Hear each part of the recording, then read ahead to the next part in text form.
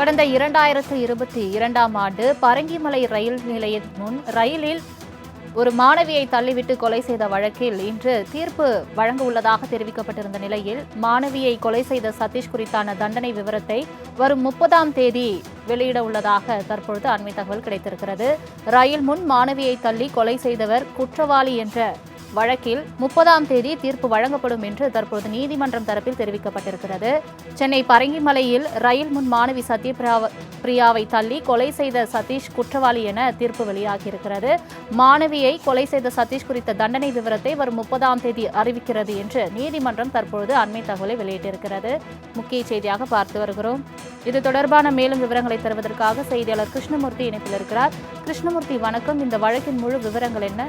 கூடுதல் விவரங்கள். வணக்கம்.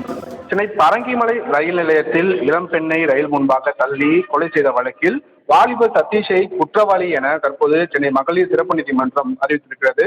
சென்னை பரங்கிமலை காவலர் குடியிருப்பில் வசித்த கல்லூரி மாணவி சத்யபிரியாவும் அதே குடியிருப்பில் வசித்த சதீஷ் என்பவரும் காதலித்த நிலையில் சத்யபிரியாவின் பெற்றோர் எதிர்ப்பால் சதீஷுடன் பேசுவதை நிறுத்தியதாக கூறப்படுகிறது. இதனால் ஆத்திரமடைந்த சதீஷ் கடந்த 2022ஆம் ஆண்டு அக்டோபர் 13ஆம் தேதி கல்லூரிக்கு செல்ல பரங்கிமலை ரயில் நிலையம் வந்த சத்யபிரியாவை தாம்பரம் சென்ற மின்சார ரயிலில் தள்ளிவிட்டு கொலை செய்ததாக சதீஷ் கைது செய்யப்பட்டார். பின்னர் சிபிசிஐடி விசாரித்த இந்த வழக்கு தொடர்பாக சென்னை அள்ளிக்குளத்தில் இருக்கக்கூடிய மகளிர் சிறப்பு நீதிமன்றத்தில் குற்றப்பத்திரிகையும் தாக்கல் செய்யப்பட்டது. இந்த வழக்கை நீதிபதி ஸ்ரீதேவி விசாரித்து வந்தார். சிபிசிஐடி தரப்பில் 70 சாட்சிகள் விசாரணை செய்யப்பட்டது. அனைத்து விசாரணையும் நிறைவடைந்ததை அடுத்து வழக்கில் இன்று தீர்ப்பளிக்கப்படும் என்று நீதிபதி அறிவித்திருந்தார். அதன்படி இன்று நீதிபதி ஸ்ரீதேவி முன்பாக வாலிபர் சதீஷ் குற்றவாளி என அறிவித்திருக்கிறார். அப்போது நேரில் ஆஜர்படுத்தப்பட்ட சதீஷ் இந்த வழக்கில் தண்டனை விவரங்களை வருகிற 30ஆம் தேதி அறிவிக்கப்படும் என்றும் தெரிவித்திருக்கிறார்.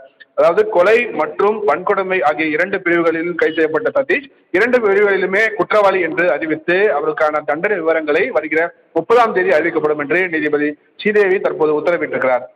சலோமி, தங்களின் முழு விவரங்களுக்கு நன்றி கிருஷ்ணமூர்த்தி.